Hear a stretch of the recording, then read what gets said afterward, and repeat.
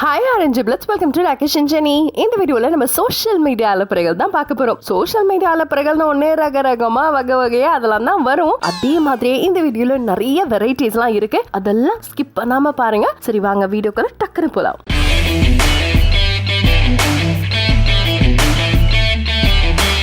இதுல ஃபர்ஸ்ட் யாருன்னு பாத்தீங்கன்னா நம்ம கீர்த்தி சுரேஷ். நம்பர் 1. நார்மலாவே இவங்க பயங்கர ஹோம்லி, அவ்வளோ பயங்கரம்னு சொல்ல முடியாது, பட் கொஞ்சம் ஹோம்லியான லுக் தான் அடிக்கடி போஸ்ட் பண்ணுவாங்க. பட் இந்த வாட்டி வேற மாதிரி வரேன் பாருங்க அப்படின்ற மாதிரி ஒரு போஸ்ட் பண்ணிருக்காங்க.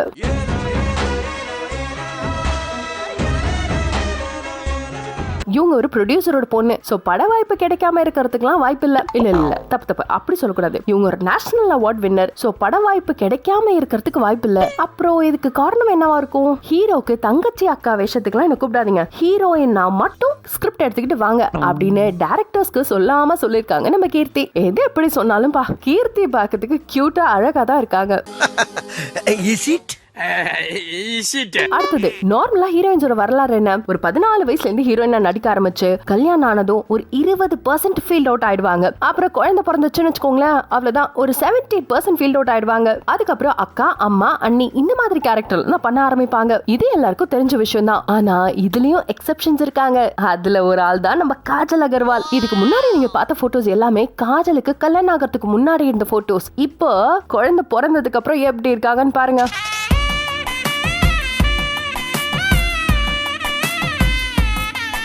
என்ன திகச்சு போய் பாக்குறீங்க? இப்ப அதை விட வேற லெவல்ல இருக்காங்கல்ல. எந்த அளவுக்கு அவங்க பிசிக்க பயங்கரமா மெயின்டைன் பண்ணிட்டு இருக்காங்க பாத்தீங்களா? இது எல்லாத்துக்குமே முக்கியமான காரணம் ஹெல்தி ஈட்டிங் தான்ப்பா அப்படின்னு மட்டும் சொல்லிட முடியாது. ஒரு 10 பேரு கொண்ட குழு கண்டிப்பா வேலை செஞ்சிருக்கும். அதாவது அவங்க கைக்கு கொஞ்சம், காலுக்கு கொஞ்சம், வயிறுக்கு கொஞ்சம்னு ஆளுங்க சும்மா பிரிச்சு வேலை செஞ்சிருப்பாங்க. இந்த காலை பிடிங்க அசிஸ்டன்ட், நீங்க இந்த காலை பிடிங்க, எனக்கு ஒரு காலு இந்தாங்க, நீங்க எத்த பிடிங்க. இதெல்லாம் பார்த்தாதுன்னு அவங்க இன்ஸ்டாகிராம் பார்த்தா தான் தெரியுது. ஜாலியா அவங்க ஹஸ்பண்டோடையும் குழந்தையோடையும் ஃபாரின் கண்ட்ரீஸா ஊர் சுத்திட்டு இருக்காங்க. சோ ஃபைனல் வெர்டிக்ட் என்ன? மனசை ஹாப்பியா வச்சுட்டு ஹெல்தியா சாப்பிட்டுட்டு ஒர்க் அவுட்டும் பண்ணா நீங்களும் ஆகலாம் காஜல் அகர்வால். ஒரே ஹீரோயின்ஸா பாத்துட்டு இருந்தா எப்படி? நம்ம புரட்சி தளபதி பத்தி பாப்போமா? விஷால் ரத்ன மூவி ப்ரொமோஷனுக்காக பயங்கரமான வேலையெல்லாம் பாத்துட்டு இருக்காரு. அதுல ஃபர்ஸ்ட் விஷயம் என்னன்னு பாத்தீங்கன்னா, சைக்கிள் ஓட்டியே எப்படியாவது படத்தை ஓட்டிடணும் அப்படின்னு முடிவு பண்ணிட்டாருன்னு நினைக்கிறேன். இந்த படத்தோட ப்ரொமோஷனுக்காக ஏகப்பட்ட இன்டர்வியூஸும் கொடுத்துட்டு இருந்தாரு. அந்த மாதிரி ஒரு இன்டர்வியூல பேசும்போது தான், படம் ஓடுறதெல்லாம் இருக்கட்டும், நீங்க சாமி கும்புறதெல்லாம் வச்சு கூட ஓட்டுறாங்களே, அதெல்லாம் என்ன கதை அப்படின்னு கேட்டதுக்கு, நான் இந்த மாதிரி 3 மதத்தையும் கும்பிடுறது நான் எப்பல இருந்தா தான் பண்ணிட்டு இருக்கேன். ஆனா இதை நிறைய பேர் இன்ஸ்பிரேஷனா எடுத்துக்கிட்டு என்ன பார்த்து நிறைய பேர் திருந்திட்டு இருக்காங்களே, அதை நினைக்கும் போது சந்தோஷமா தான் இருக்குன்ட்டாரு. சோ விஷால் அவர்களை பார்த்து யாரெல்லாம் இன்ஸ்பயர் ஆகி திருந்திருக்கீங்க அப்படின்றத மறக்காம கமெண்ட்ல சொல்லுங்க. அப்புறம் சிவப்பு ராட்சசனுக்கும் உங்களுக்கும் ஏதோ பிரச்சனையாமே, அது என்ன கதை அப்படின்னு இன்டர்வியூவர் கேட்டாரு. அதுக்கு விஷால் பளிச்சுன்னு ஒரு பதில் சொன்னாரு. ரெட் ஜெயண்ட்டுக்கும் எனக்கு பிரச்சனைன்னு எதுவும் கிடையாது. ஆனா எங்க ப்ரொடியூசர்ஸ் எல்லாம் பயங்கரமா காசு செலவு பண்ணி படம் எடுத்திருக்காங்க. அவங்க மட்டும் ஏசி ரூம்ல உட்காந்துக்கிட்டு அப்படியே போன் பண்ணி படத்து கொடுங்க அப்படின்ற மாதிரிலாம் கேட்டாங்கன்னா அதெல்லாம் எப்படி ஒர்க் அவுட் ஆகும்? அதெல்லாம் தப்பு இல்லையா அப்படின்ற மாதிரி சொல்லிட்டு, இதை பத்தி தலைவருக்கு பெருசா தெரியறதுக்கு வாய்ப்பு இல்ல, உள்ள இருக்க யாரோ பண்ண வேலையா தான் இருக்கும் அப்படின்றதையும் சொல்லி முடிச்சாரு. அதே மாதிரி இன்னொரு முக்கியமான கேள்வியும் கேட்டாங்க. தளபதி சைக்கிள் ஓட்டிட்டு வந்தார்ல, அதே மாதிரி அவரை காப்பி அடிச்சுதான் நீங்களும் சைக்கிள் ஓட்டிட்டு வந்தீங்களா அப்படின்ற மாதிரி கேட்டாங்க. அந்த தளபதியோட வீடியோ நான் பார்த்தேன் தான், ஆனா அதுக்காக காப்பி அடிச்சேன்னு கிடையாது. என்கிட்ட பைக்கே இல்லங்க, என்கிட்ட இருக்க எல்லா பைக்கும் வித்துட்டேன், பைக்கே நான் யூஸ் பண்றது கிடையாது. இங்க இருக்க ரோட் கண்டிஷனுக்கு வருஷத்துக்கு 3 முறையா சஸ்பென்ஷனை மாத்த முடியும், என்கிட்ட அவ்வளவு காசெல்லாம் இல்லங்க அப்படின்ற மாதிரி எல்லாம் சொன்னாரு. உருட்டு வழியில் உருட்டி பொழைக்கும் குருட்டு உலகமடா நண்பா, உருட்டை பழகி கொள்ளடா. அப்புறம் அப்படியே ஒரு கதையும் சொன்னாரு. ஒரு டைம் காரைக்குடியில இருந்து திருச்சிக்கு ஷூட்டிங் லொகேஷனை மாத்தணும். கிட்டத்தட்ட 80 கிலோமீட்டர் சைக்கிள்ல போன டைரக்டர் கூட என்னது இந்த மனுஷன் இப்படி இருக்காரு அப்படின்னு சொல்லி உருட்டி இருப்பாரு. சோ விஷால் அவர்களே, நீங்க பேசாம இதுக்கு சைக்கிள் ஓட்டிட்டு நீங்க உருட்டிட்டே கூட போலாம் சார், நல்லாவே உருட்டுறீங்க. இந்த மாதிரி புரட்சி தளபதி புரட்சி பண்ணிட்டு இருக்கதெல்லாம் பாத்துட்டு இருக்கும்போது தந்தி ஒரு ட்வீட் பண்ணிருந்தாங்க. அதுல என்ன போட்டிருந்தாங்கன்னா, அதுல விஷால் அவர்கள் நான் அரசியலுக்கு வரக்கூடாதுன்னு வேண்டிக்கோங்க அப்படின்னு சொன்னதா போட்டிருந்தாங்க. இது எந்த மாதிரி எடுத்துக்கிறதுன்னு தெரியலையே. ஒருவேளை தாமிரபரணி, சண்டைக்கோழி இந்த மாதிரி படத்துல மதுரக்காரன் வருவாரே, அந்த மாதிரி மதுரக்கார ஸ்டைல்ல சும்மா மிரட்டுறாரோ நம்மள. அட, இந்த படத்தை பத்தி எல்லாம் பேசும்போது ஞாபகம் வருது. தாமிரபரணி, பூஜை இந்த மாதிரி படத்தெல்லாம் ரீ ரிலீஸ் பண்ணலான்ற ஐடியால இருக்காங்களாமா. ஆனா சத்தியமா சொல்றேன், இது தளபதி பத்தி காப்பி எல்லாம் கிடையாது, ஓகேவா? ரீ ரிலீஸ் பத்தி எல்லாம் பேசிட்டு இந்த ஒரு படத்தோட ரீ ரிலீஸ் பத்தி பேசலனா எப்படி? அதாங்க நம்ம தளபதியோட கில்லி படத்தோட ரீ ரிலீஸ் தான். இந்த கில்லி படத்தை டிவியில நம்ம ஒரு 500 தடவைக்கு மேல சகிக்காம பார்த்திருப்போம். ஆனா தியேட்டர் ரிலீஸ் ஆனதுக்கு அப்புறம் குடும்பங்கள் கொண்டாடும் திரைப்படம் அப்படின்ற பேர்ல வேற லெவல்ல ஓடுதுங்க. நான் சும்மா எல்லாம் சொல்லங்க. ஃபர்ஸ்ட் டே மட்டும் 4 கோடி கலெக்ஷன், கிட்டத்தட்ட 325 தியேட்டர்ல ரிலீஸ் ஆகி 2 நாள்ல 8 கோடிக்கு மேல கலெக்ஷனா இருக்கு. அது மட்டும் இல்லாம ரீ ரிலீஸ் ஆன படத்திலேயே டிக்கெட் சோல்டு இல்ல ரெக்கார்ட் பிரேக் பண்ண படம் இதுதான். I am the only one. Super one.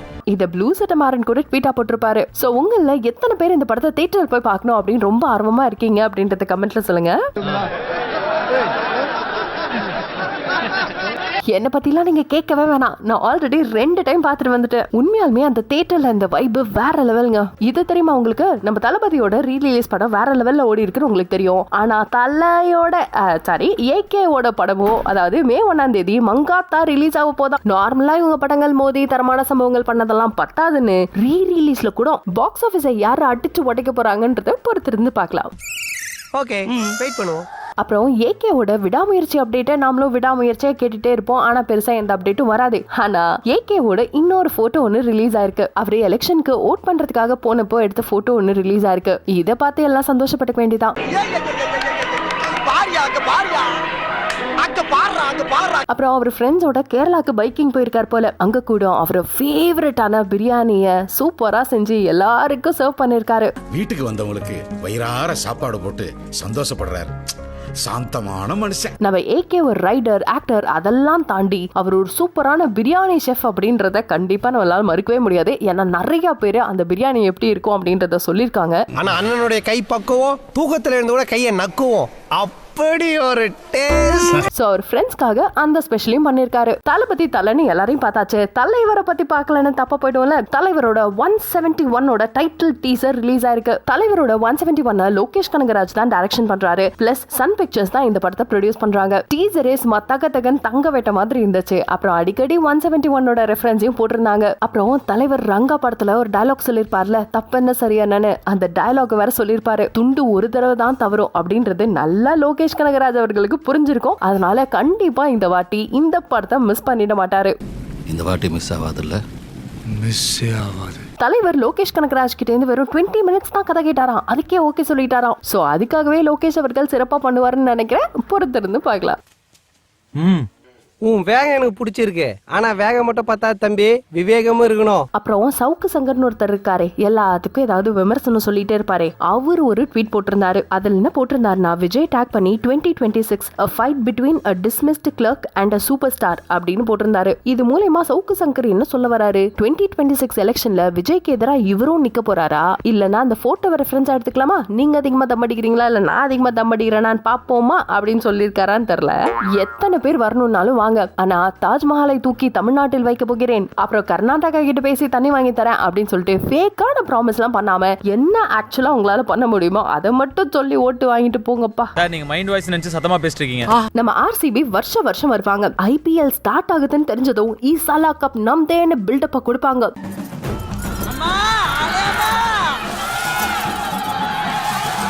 எண்டிங்ல இந்த சாலா கப் நம்தில்ல அப்படின்ட்டு போயிருவாங்க.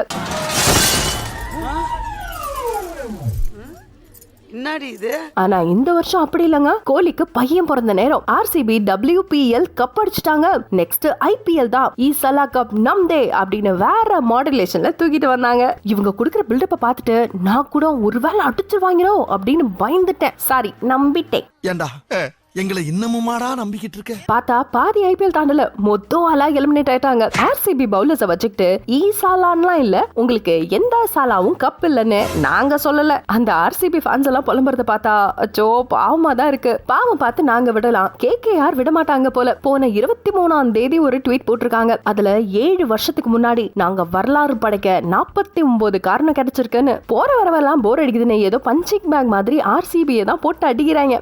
நீ அடி வாங்குறதுனால பார்க்க முடியலடா. இப்போ உனக்கு போலவா ஓடிரலாம். நான் ஒருத்தர் அடிச்ச பார்க்கல. நீ அடிச்சால எப்படிடா அடிக்க வேண்டிய ஆளு அவன். ரெண்டும் ரெட் கலர்ல இருக்கிறதுனால கன்ஃபியூஸ் ஆயிடுறாங்க போல. சரி, சைடு பங்காளி ஆர்சிபி தான் இப்படின்னா நம்ம மெயின் பங்காளி மும்பையும் எலிமினேட் ஆகுற மாதிரி தெரியுது. அட் அ டைம்ல 2 எதிரியும் ஒளிஞ்சாண்டான்னு CSK ஃபயர் விட்டுட்டு இருந்தோம். நடுவுல இந்த லக்னோக்காரன் லக்னோல வச்சு CSK செஞ்சு விட்டு மூட் அவுட் ஆக்கி விட்டான். இதே மேட்டர் என் ஏரியால செஞ்சதுன்னா முறுக்கு நகைய முறுக்கு மாதிரி நொறுக்கு ஒடிச்சிட்டு தெரிஞ்சுக்க. அதுக்கு என்ன, போ திரும்ப அவங்க சென்னைக்கு வருவாங்கல்ல, இங்க வச்சு செஞ்சிருவோன்னு நம்ம ஒரு நினைப்புல இருந்தா